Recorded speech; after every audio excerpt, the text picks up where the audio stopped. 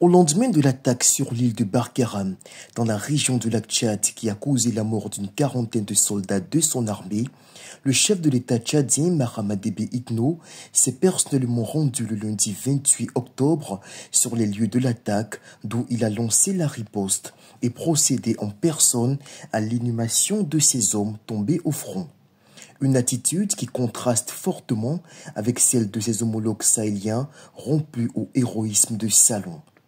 Même avec des centaines de morts, comme on en compte d'ailleurs chaque semaine tant au Burkina Faso, au Mali qu'au Niger, aucun des putschistes russes africains n'ose se rapprocher ne serait-ce qu'à des dizaines de kilomètres du front. Pourquoi tient-il à justifier son statut de chef de guerre devant ces hommes, même au péril de sa vie? Mahamat Déby s'en explique. Et pour prendre des décisions, il faut être sur le terrain. Il faut comprendre qu'est-ce qui s'est passé.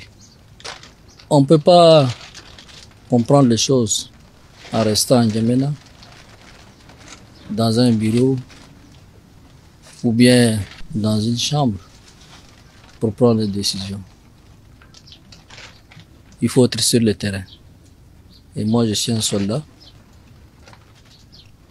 Et en tant que soldat, je sais que pour prendre de bonnes décisions en ce qui concerne la sécurité, il faut être sur le terrain. Je sais que beaucoup de mes compatriotes sont inquiets par rapport à mon déplacement. Mais je voudrais leur dire juste, je suis un homme de foi. Et la mort est partout. Que tu sois en N'Djamena dans ton bureau, dans ta chambre, ou que tu sois ici, si l'heure est arrivée, tu ne pourras pas t'échapper. N'est pas chef de guerre qui veut, mais qui peut.